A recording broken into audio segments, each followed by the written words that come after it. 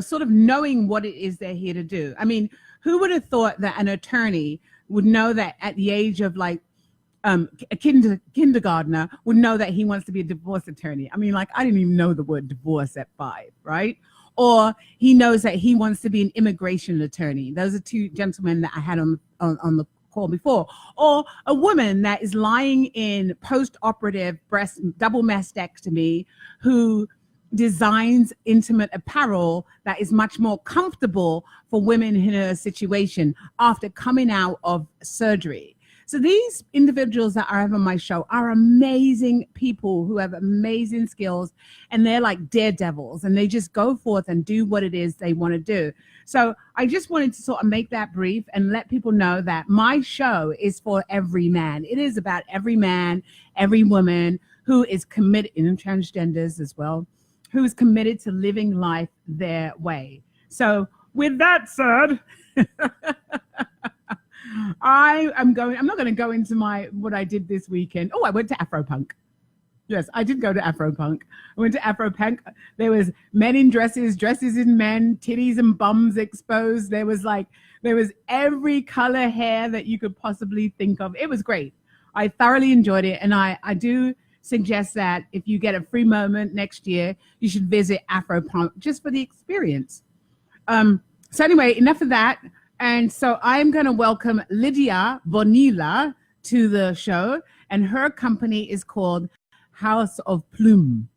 Welcome, Lidia. Thank you for having me. I'm excited. I'm excited to be here. I'm sweating like a donkey. So tell us a little bit about you. Where are you from, Lidia? Where are you from? Yeah, so I grew up in Miami to Cuban and Dominican parents. At the age of about 17, with like $7 in my pocket, I said, I'm out of here.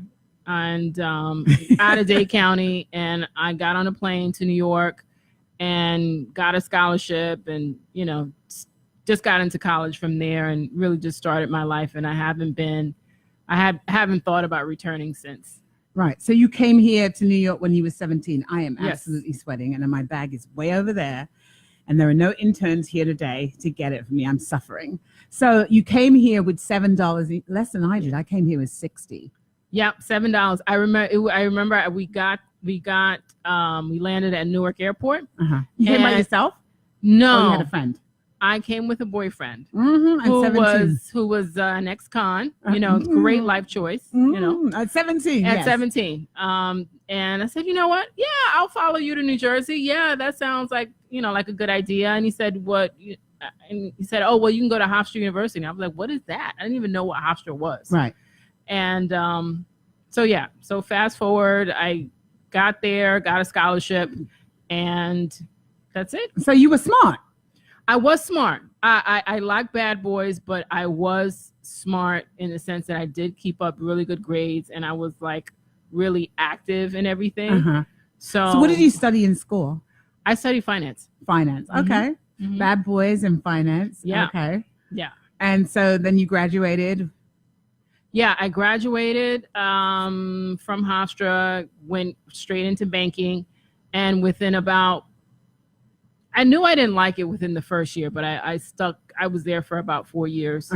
And I saved money. I was like, you know what? I'm sick of this. I'm going to go do something different. And I traveled. I just traveled. I quit, first of all, and just really traveled the world for about a year. And then I was like, wow, I need to make money. And so I started to do something else. So how did you get into sex products? It was a kook in the sense that what had happened is that I had a lot of clutter in my house. I had come from a house and I moved into a 1-bedroom apartment, and I had stuff everywhere. I couldn't find anything. So I hired a personal organizer. Right. And she was in my bedroom looking through different drawers, and she came across that drawer where most people have like something they're trying to hide. And, I was like, well, okay, well, cat's out of the bag. Where do you put access to where do people put sex toys? Where do your clients put them? Right. And she said, well, a box, cardboard box, Cardboard box, plastic boxes, just nothing like really sexy. And at the time I was like really into like decor and stuff. So I looked for a jewelry box and I could, took out the insert to see if I can fit the toys in there. That didn't work. Right. And I tried a couple other things and then I forgot about it. Right. Really. And then I had a bad day at work and I said, all right, what I'll do is I'll go to Babeland. And, my vibrator broke. I was like, I'll just replace my toy. And as I was walking out, well, yeah, I mean, what else do you do? Like when you've like had a bad day, but buy a sex toy. So, so I'm walking out and then I said, just, absentmindedly, I said, do you have any storage products? And she said, no, but we get that question all the time. Right. And I went, oh, wow, I'll just make one. And she was like, well, we close in 5 minutes. But I was like, I'm going to make it.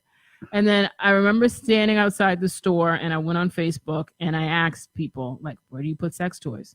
And there were some people that commented directly, and there were a number of people that direct messaged me because they were like, I guess, embarrassed of saying. And I was like, wow, there's like something to this. Right. So, well, being an entrepreneur is finding a niche or finding an area that needs to be fixed, right? Yes, it's really all about like finding a need, addressing a need, and a lot of times a need that you didn't even know you had. Right. Yeah. So what was it like with your first prototype? Oh my God, my first prototype was I still have all the prototypes too. They were pretty ugly, crude. They were pretty crude. Yeah. It was just, taking regular like household things and, comparing, products from different industries like travel products or, products from jewelry and just really comparing them and seeing what features worked and what features didn't work. Right. I was fortunate enough to come across to find a really good design team who was really instrumental in putting together what the thoughts I had of what it should look like versus what was actually functional. Right. So you have some products here. So you want to show them? Yeah. Come on. So. All right. So she's going to like pull out some toys and the product and the box. Yes. So this is called the Moi box. So the Moi box. Moi box. Like MOI? MOI. So the funny thing about that word, I mean, it means me in French, but it's actually my nickname. That's my father's nickname for me. So I don't know. I was like, you know what? Why not? It's cute. Moi. And it's personal. It is. It's personal. So it comes with this travel case that's actually so really what's popular. The travel case made of? So the box itself is made out of lacquered wood. And this one's purple. Is that purple? Yeah. So yeah, call it eggplant. I call it eggplant to be bougie. And it has like these leather, leather latches, leather details. Straps. Yeah, leather details. Yeah. Like we would just like do it like how we're on. Yeah, and so the inside has a little like ledge that allows you to hold the case on top and actually store larger toys at the bottom. Oh, okay. So, it's functional, it's pretty. And what's really popular is the travel case. Because you got a travel part, see? So you don't have to bring all your toys, but you can travel with a few of them. Right. And, and the premise is that one, when you're having sex, you want to like have some toys by the bed and then maybe some toys in the bed. Right. And as well as when you actually travel, you get on a plane and then they go off, if you have them on your carry-on, they go off, what do you mean they go off? You mean they stop buzzing? Well, some people that experience that, but they're large. Some of them could be large objects and you get stopped by TSA. Large objects. Yes. Yeah. And so, people have been embarrassed where they take them out and they start waving them around and all this stuff. So TSA is waving them around. I mean, some people are just like mature or just really not exposed. I don't know. But, it happens. So The zipper basically allows you to just like, if they want to stop you and they want to look inside, they can just open it and they don't have to touch it. Right. Yeah. Because you really don't want people touching your toys. No, absolutely. Yeah, absolutely. You know, it just messes everything up if you So who has been buying those?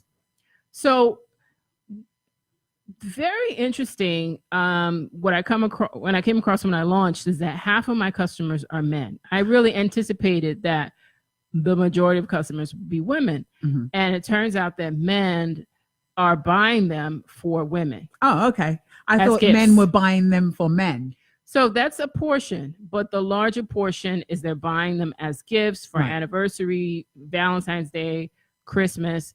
Men really want to experiment, and the thing that they come across is, particularly if they have children, is, oh, I don't want to use them because where are we going to put them? The kids are going to find them. I've got a story about that. So we're going to hold that thought when we get right back. We'll be right back.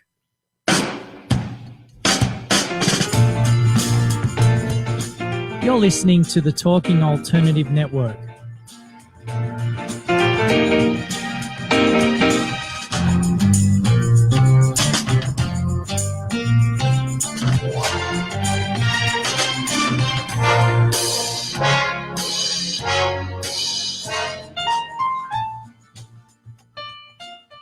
You're listening to the Talking Alternative Network. Are you stuck in a rut? Negative thoughts, feelings, and conversations got you down? Hi, I'm Noreen Sumpter, the Potentiator. Tune in every Tuesday at 9 to 10 p.m. Eastern Time and listen for new ideas on my show, Beyond Potential, Live Life Your Way, on talkradio.nyc. Who do you want to connect with? Are you an entrepreneur or intrapreneur looking to build your following? Welcome to our show. Follow Me Friday with Joan and Priya. Tune in every Friday at noon Eastern on talkradio.nyc. We're your digital connectors. Woo woo!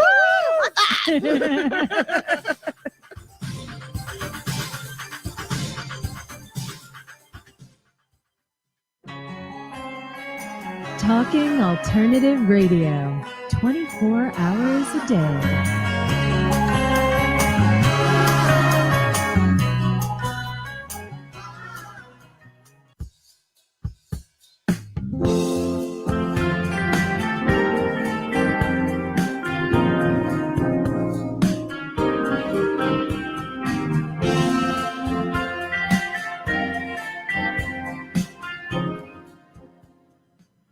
So this is Noreen Sumpter, and we are on Beyond Potential, Live Life Your Way with Lidia Bonilla from the House of Plume. I remember when I first met you, I always thought it was House of Plume. You would think that. House of Plume. And for those of you that don't know what Pum is vagina. Pum pum. Pum pum. Right? I think everybody knows that. Or in Spanish, it's pompilla. Pompilla? Pompilla, yeah. Yeah. I'm going to be like, watch your pompilla. I'm like, such a weird. Well, pom pom's kind of weird too. Yeah. It's like some kind of fruit or something. I want some pom pom. Where'd you get that? At the grocery store? Yeah. No. So anyway, so tell me, like, sex. I mean, how has that been in your life? Is it, when did you virginity, like that kind of thing? Mine was like 16, and it was just like this really great thing, right? It was like losing my virginity was like this whole operation. It was so great, right? You had a great experience losing your virginity? Oh my God. I still talk, the funny thing is I still talk to the guy that did it. Really? And this is like 150 years later. I think the guy you had sex with is in prison. He's probably in prison. For child molestation.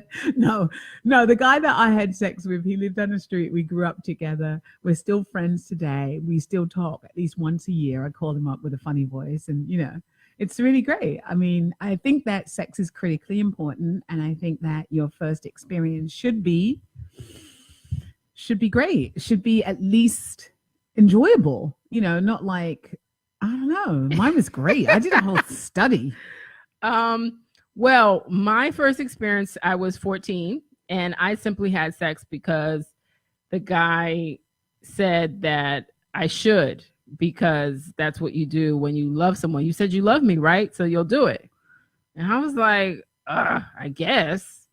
So I did it, and it was 14. it was like awful. It was like going to the OBGYN, as I discovered later. No, mine was great. Like I did a whole. It was so funny because he stole my stereo, and then my bad boy. He stole my stereo. I had to go to his house and get it. My mother was like, where's our stereo? It was a stereo and the VCR. And I was like, I'll go get it. And I was like, you know where it is? I was like, I do. Was this before? Was this after the experience? After you got the virginity? I don't know. It was just dumb. God, I was not that, Well, don't worry. 14. When you're like 90, 11, I was like, I don't remember. So it's like, so sex, like you were at a sex hackathon this weekend. Yes. And so you were creating sex toys, helping people to create sex toys. Yeah. So what we were doing was, what I was doing was helping the participants like with their pitch. So in the earlier part of the weekend, they had created teams and created, different product ideas. And we basically gave them feedback as to what worked, what didn't work, what they take out of their pitch, and what people were looking for, and all of that. So it was really fun, looking at the different things people would come up with, particularly when they didn't know much. They didn't know each other, which was interesting. And just seeing like the things that people would come up with, and What's one of the most, because I would imagine that that sex and technology has a really good inter involvement, if there's such a word, like an involvement, like they're with using technology, sex can go to like levels that we really didn't even think possible. Yeah, that is really, that's something that's happening now with like virtual reality and augmented reality. Like there was a guy, I don't remember the exact name of his thing, but it was basically like blowjobs via augmented reality. And it was like kind of whacked out a bit, but it was well executed. I mean, the guy was like an expert in augmented reality. It was just weird to see like, okay, this is what men want. You want to stare at a woman, like give you a blowjob. Yeah, I think it turns them on, don't you think?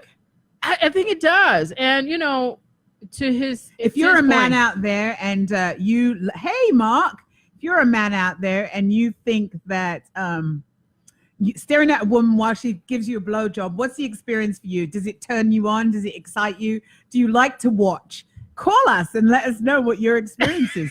Call us at 877-480-4120. Like I said before, this is an adult show. So if you can't take the adult activities, get out of the computer. Don't watch us and don't listen.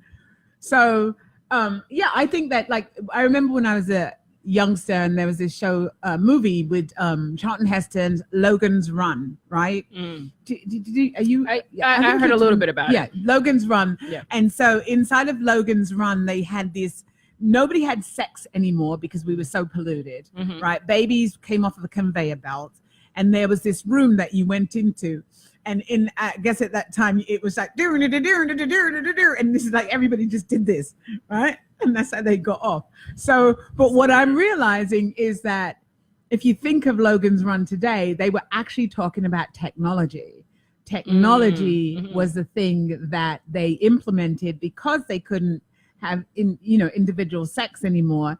They had technological sex, whereby you use technology and you could go and even there was some other show that I was watching, you could go from one room to another room and you can press a button, you can get any kind of woman or any kind of man that you wanted, and they came in, you had sex with them, and then you just pressed the button and they went away. Yeah, I mean, that's not that much different from sex dolls, right?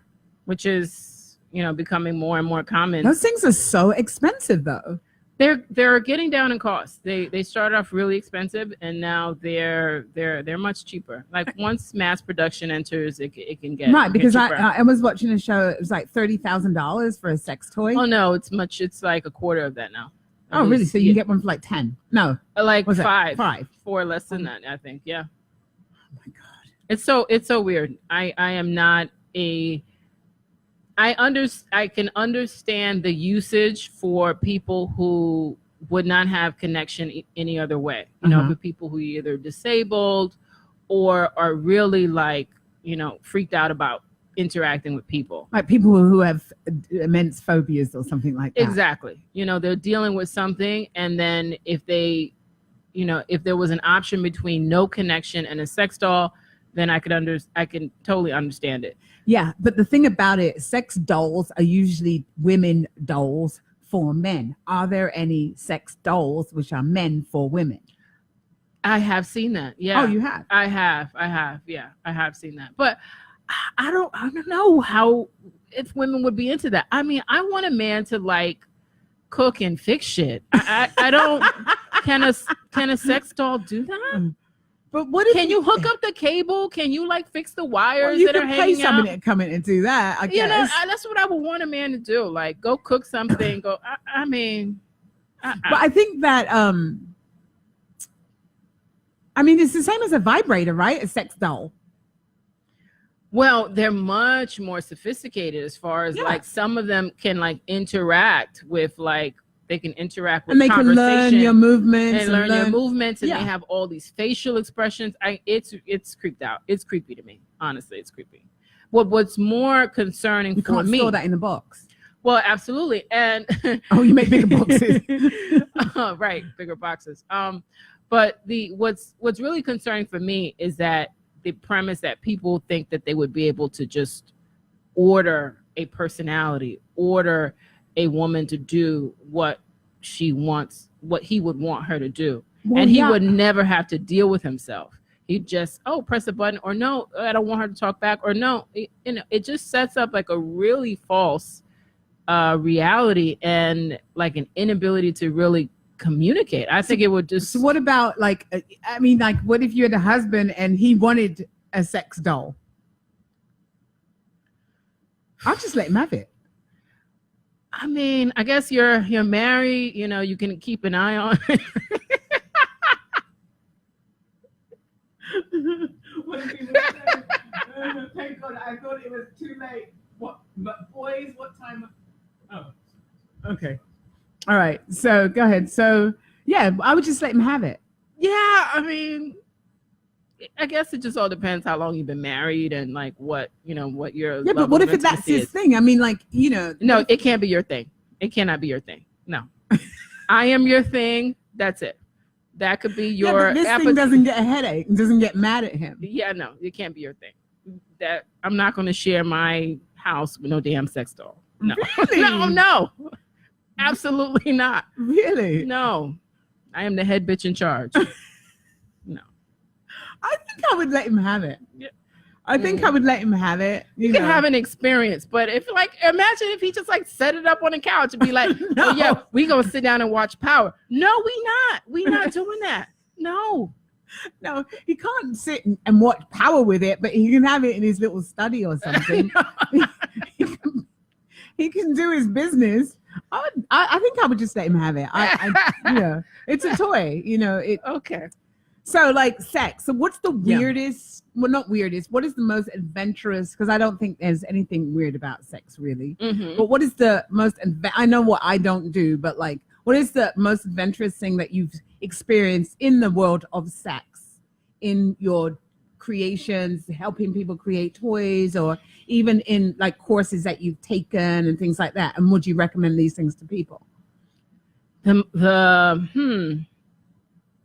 What I find the most interesting is people's fetishes. Uh-huh. Fetishes can get really specific and really really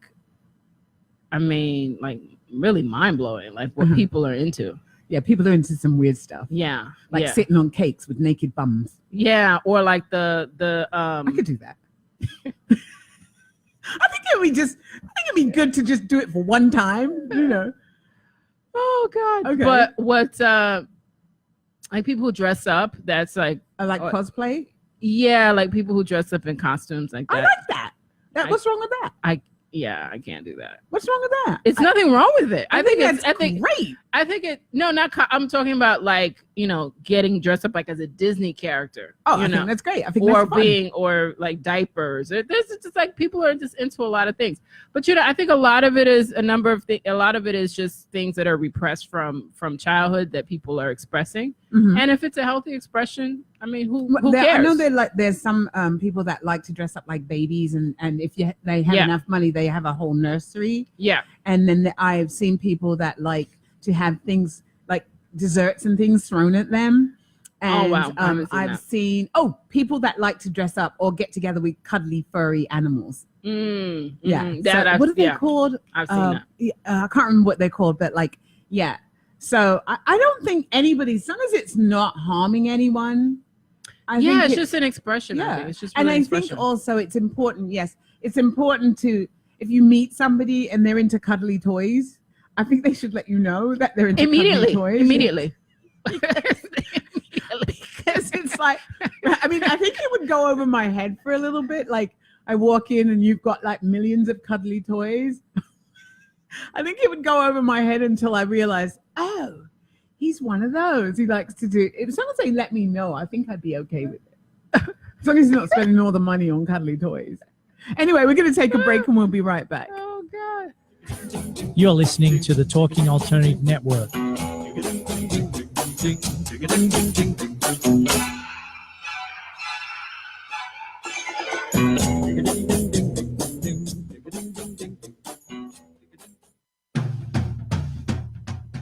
Are you into comics, movies, and pop culture at large? What about music and TV? Then you're in for a treat. This is Michael Dolce, your host on TalkingAlternative.com. I've been professionally writing comic books, screenplays, and music articles for almost 15 years. Catch my show, Secrets of the Sire, at its new primetime slot, Wednesdays, 8 p.m. Eastern Time, and get the inside scoop on the pop culture universe you love to talk about. For more info, go to secretsofthesire.com.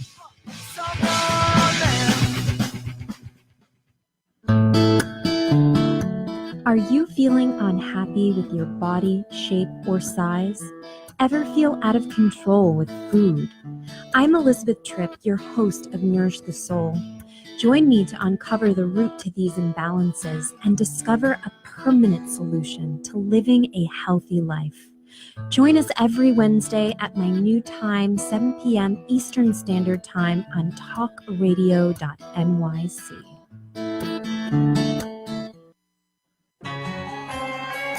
Talking Alternative Radio, 24 hours a day.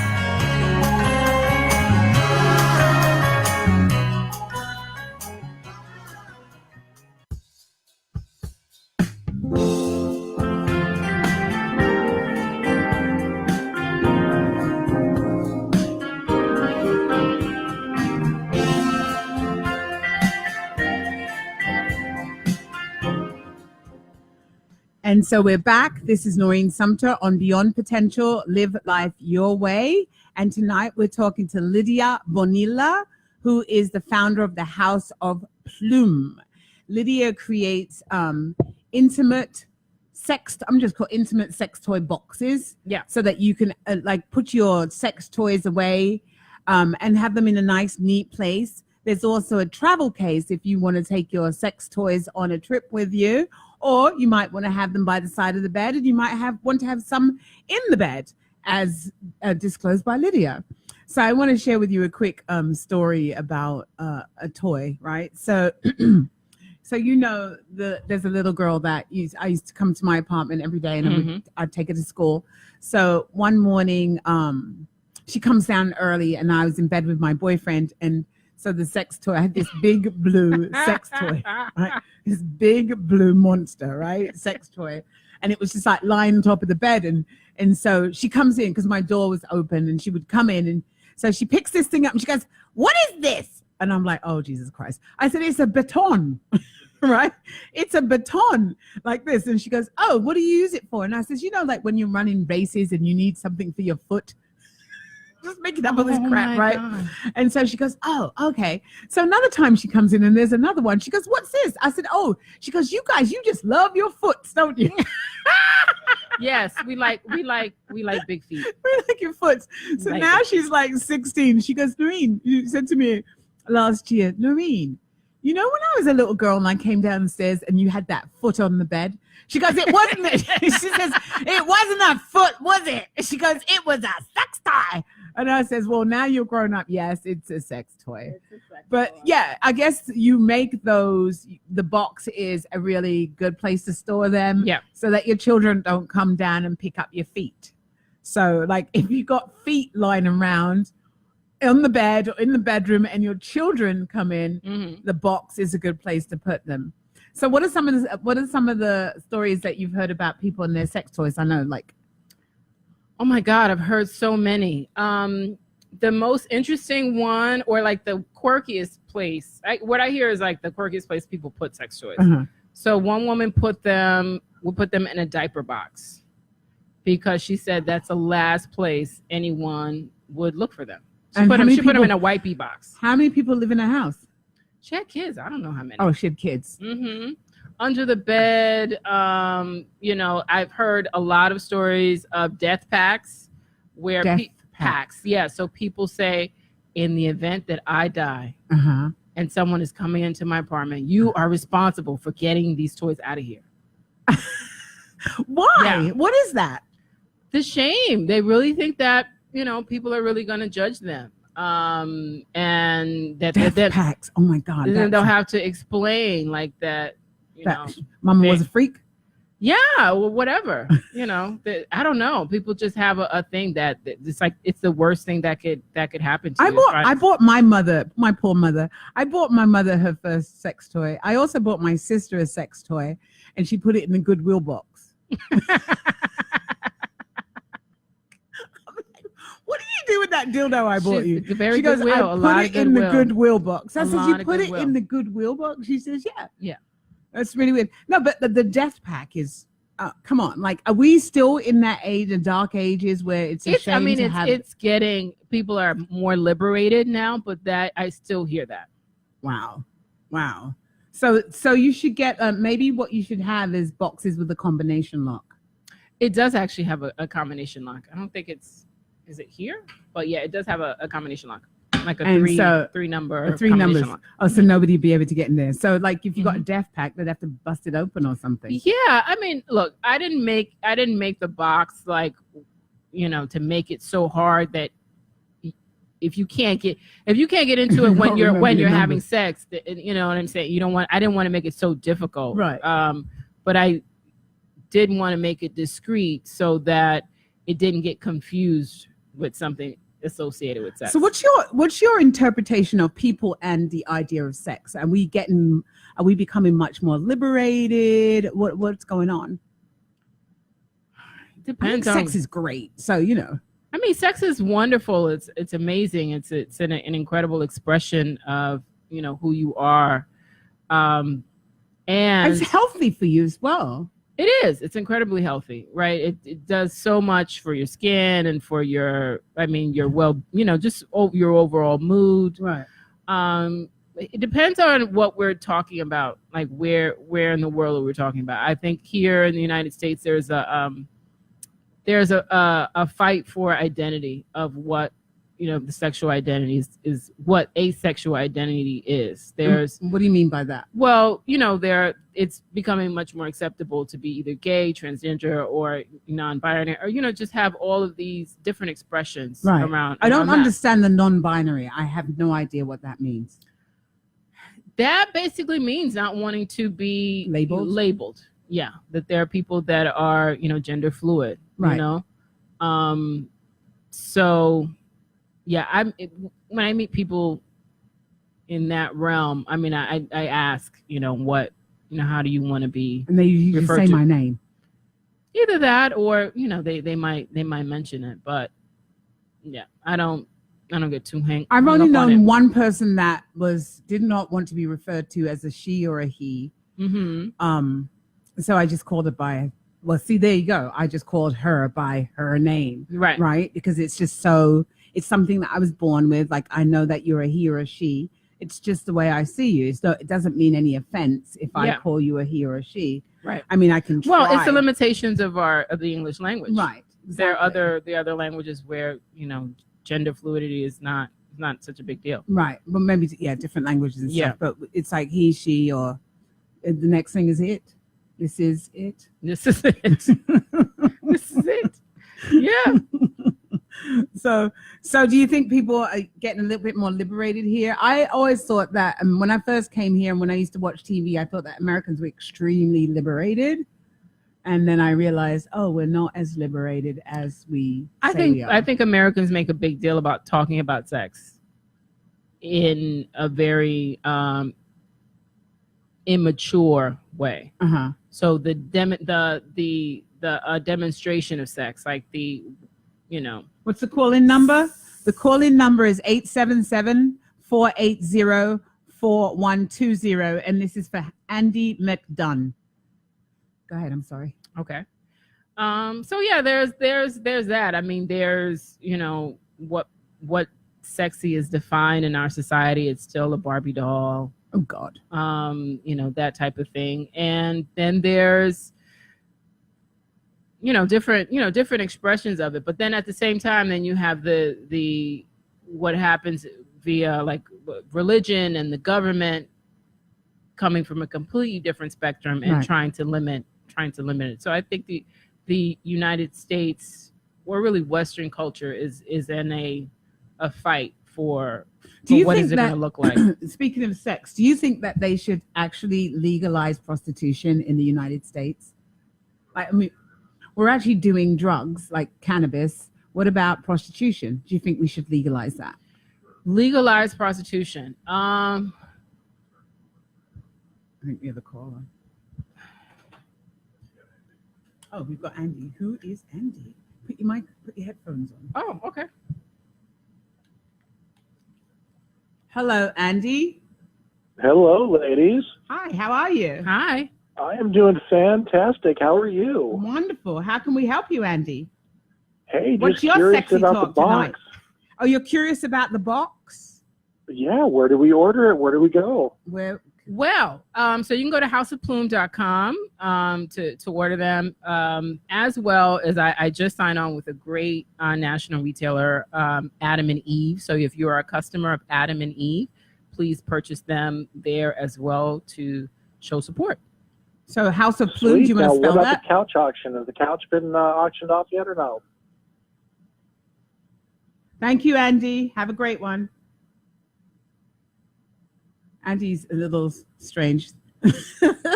He wanted the box I'm and really the couch. interested about this couch now. What? I don't know what's going on with this couch. I think the wires have been crossed, but we'll ignore that and keep moving. So, right. What do you think? Go with about, God, Andy. Yes, go with God. Let God go with you. Okay, and so legalize prostitution. I'm all for it. I am, and then my concern is, like, what do you do with the crimes that come from it? So, well, what do you do with the crimes that come from it right now? Well, it's all illegal, right? So, but I'm just saying, in terms of, I think that it should be legalized. I think it should be organized in a way that women get to the right to, if they want to sell their bodies, they have that right. I think that it should be organized in a way that you have a license, that you have a monthly checkup, right, to make sure that you're free, there's a structure that can be put in place. Pay taxes on it. And I think that there's a possibility that, because there's so many different fetishes and so many different kinds of sexual activities that can be out there, that if you don't have a license, you can't work. And I think maybe I'm naive, but I think maybe it would take away a lot of this sex trafficking type thing. Well, absolutely. I mean, what happens with industries that are like under, like, that operate but under in the dark, is that a lot of people get taken advantage of. Right. So in that perspective, I am for it. I am for women being in charge of their own bodies and being in charge of their own, destiny in that way. Right. but yeah, I maybe because I still think like a compliance person. I think, okay, well, how do you how's you going to execute that? I think about like the execution of like how could it be healthy? How could it be executed in a way that works for everyone involved? I don't think that we would have to reinvent the process. I think that it would be great. We could go to Germany and Amsterdam and places like that. Yeah. And like see how they've been able to manage it, how they've be able to manage it for so many years. Right. Yes, those countries are quite smaller, but I think that if we started there, it could actually make a difference. Yeah. But I'm all for women. It's going to happen anyway. Yeah. I think it's happening anyway. So it's a question why of not legalize it and make it safe? Right. For not only the prostitutes, but also the people that use their services. Yeah. And I think it would like literally take it off the streets, so to speak, like maybe they could have designated areas for that kind of activity. So we're going to take a break and we'll come right back. You're listening to the Talking Alternative Network.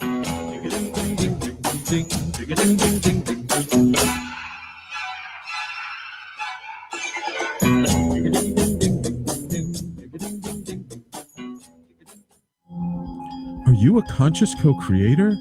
Are you on a quest to raise your vibration and your consciousness? I'm Sam Leibowitz, your conscious consultant, and on my show, The Conscious Consultant Hour, Awakening Humanity, we will touch upon all these topics and more. Listen live at our new time on Thursdays at 12 noon Eastern Time. That's The Conscious Consultant Hour, Awakening Humanity, Thursdays 12 noon on talkradio.nyc.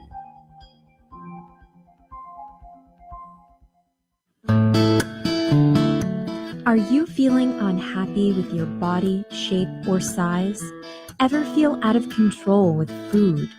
I'm Elizabeth Tripp, your host of Nourish the Soul. Join me to uncover the root to these imbalances and discover a permanent solution to living a healthy life. Join us every Wednesday at my new time, 7 p.m. Eastern Standard Time on talkradio.nyc.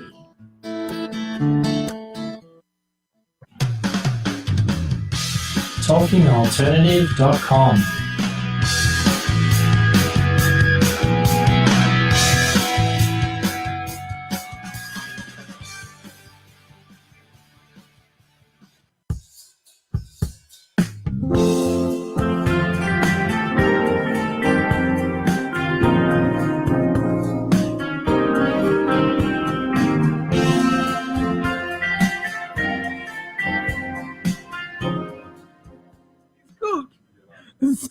So we're back. This is Noreen Sumpter on Beyond Potential, Live Life Your Way. And no, we're not selling any couches. We're not selling any cooches. And the box is for sale. And you can buy it at houseofplume.com. House of Plume. You're a customer of Adam and Eve at Adam and Eve's website. Right. So we were talking about, so like, what's a question that you would like me to ask you? Ask me that question and I'll ask you. That's one of my things. What's something that you'd like me to ask you? Oh my God. So many. Oh my God, you're putting me on the spot. I always do that. Ew. I don't know. What's your like, so you had sex at 14. What's your experience from 14 to now? What's your experience with sex? Wow. So my experience, that's a great question. So how my experience of sex has evolved. Yes. Since being 14. So if my mom is watching, hi Mom, I had sex at 14. I had sex at 16 and my mother mom was is the a first Facebook to fan. So she goes, Lord of mercy. Ay Dios mío. Is probably what she would say. Mine was like, Lord of mercy. So okay. So how it's evolved is that I really don't give a shit now. Before when I was in, my 20s and I would say still early 30s, I cared a lot about the other person. Really? I still cared a lot about the other person, or like doing things with my body because I felt like I had to do it to please this other person, Right. Or to keep him or whatever. And now, like on a first date, I asked, like, do you eat pussy? Do you? Oh, you don't? Oh, wow. Then this won't go. So eating pussy is very important to you. Oral sex. Oral sex is kind of I important. like eating pussy. No, I don't like eating pussy. I actually love the word cunnilingus. Say it, cunnilingus. Cunnilingus. Cunnilingus. All right. Yeah. Now we're sounding juvenile. Go ahead. So it's just like now it's like just being like straight up front about it and just get it out of the way, not make it a big deal. Yeah. See, I could so with me with oral sex, eating pussy, cunnilingus, I could take it or leave it, right? Like I did date a guy that didn't do it. I dated him for 18 months and he didn't do it, but he could really do it. Like, I mean, he was really good at like intercourse. It was just so great. And then I dated a guy who was just really good at cunnilingus. Yeah. I mean, just the thought of seeing him, it was like I would fall to my knees kind of thing. And but like I always said, if I could get this guy and that guy and meld them together, it would just be the most awesomest sexual experience. But of course, no. They're either good at one thing and they're not so good at the other, and like that. Right. But I tell you what, though, I wouldn't want to be a man and have to have sex with women. Yeah, I would not want to deal with a vagina at all. No, because they're complicated. Yeah, they're extremely complicated. Yeah. No two vaginas are the same. Yeah. None of them. There's all kinds of tiny ones and big ones, and then the clitoris is all over the place. Yeah, different ones. Like, and, it's a lot. It's a lot going on. Yeah, and what the thing about it is that like women teach men. Men don't teach women, right? I don't think men teach women. I think women teach men because I've had great lovers that have taught me things. Yeah, well, they can teach you stuff that they've learned from other women. I didn't ask like where they learned it from. So I remember dating this guy, and we were having cunnilingus. It's like an airline, right? I was flying, and he started to pull his teeth. Like drag his teeth down my clitoris, like my vulva. Sorry. Okay. And I said, "What are you doing?" And he said, "Oh, my other girlfriend used to like that." So I said, "No, get your teeth out of here." No, but like I said, women teach men things, right? Men don't. Well, there are men that think, that trick is going to work with every pony. So unless we say what works and what doesn't work, they're just going to continue to do what they do. Yeah. I remember taking a class and hearing some figures, some percentages of like, just say, I'm going to make it rough, but just say like they did a test where they had women, they did a test where they asked women how many of them had experienced pain when they were having sexual intercourse, and did they ask the person to stop? And it was about 75 or more percentage of women that said no, they didn't ask them to stop. They just like muscled through it. Yeah. And then they did another survey with men, and most of the men said, no, you got to stop it immediately. Yeah. Right. Whereas women, I think it's also because we want to look good. I don't want no pain though. Well, we just not socialized to believe that pleasure is your right. It is. Yeah. That's not something that's really taught. I think kind of come across it. I think that I learned that early because my parents, like I always say, my parents were doing it, right? They were always having sex. They would send us to church on Sunday so they could have sex. They would never go to church. They would cross it, like our house was here. We'd go across the street and then you'd walk down and go around the corner and then you'd go into the church, right? And then you'd come back same route. We'd come across the street and then we were home. But my parents literally sent us to church so that they could have sex. My parents were always doing it. So I knew sex was something that was enjoyable because they were doing it. And I always knew that was the best time to hit up my father. I had the actually opposite experience. So my mom is a Jehovah's Witness. Uh-huh. And I remember, so the Jehovah's Witnesses have a bunch of literature for teenagers and dealing with different things and different issues. And one of them was like a booklet about sex. Uh-huh. And I remember my mother showed me a picture of a fortress. And she was like, this is an open fortress and this is a closed fortress. You are to be the closed fortress. Do Was not it let like boys doors touch or something? Yeah, it was like the drawbridge. So it was like drawbridge was open and then the drawbridge was closed. You know, you're to be the closed drawbridge. Don't let boys touch you is what, you know, the message that I got. So I don't remember my mother ever saying anything like that to me. Well, they were doing stuff. They were having sex. My mother and father had sex all the time. It was healthy. And when I was in school and my girlfriends were having sex at 13 and 14 and coming back to school with their vaginas all swollen and bloody, right? Literally, right? They'd be like, Noreen, I'd be like, what's wrong with you? They say, oh, we're not going to talk about it because you're going to throw up. I knew something wasn't right because my mother didn't walk around all swollen and bloody walking with her legs apart and going, oh, I just had sex with your dad. Yeah. You know, so I knew something was weird. And that's why I really made it into a study before I actually had sex. I went to the doctors, I read books, I did interviews. I went the whole gamut. That's why my experience was so good because I was knowledgeable. Oh no, my experience was like, once I went to the OBGYN, I was like, oh my God, this was like when I first had sex. This is awful. Right. Terrible.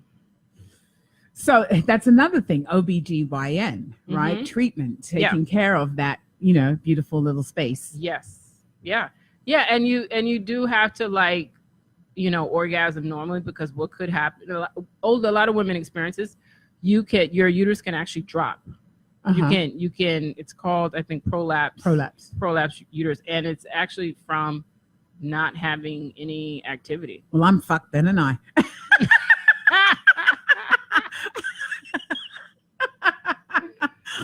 You better get me a box. Not literally. You better get me a box and fill it up. Oh, God. Oh, God. No, well, we're going to solve that problem real soon. So we got 3 more minutes for the show, right? So we have 3 more minutes. Yeah. Lydia, is there anything that you want to? First of all, I'd like you to give people your email address again and tell them where they can pick up the box. Yeah. So my website is houseofplume.com. And I'm a little concerned if I give out my email address. It can be really weird. Housefplume.com. Yeah, housefplume.com is the website. You know, check it out. Let me know what your thoughts are. And gosh, what else can I say in this short period of time?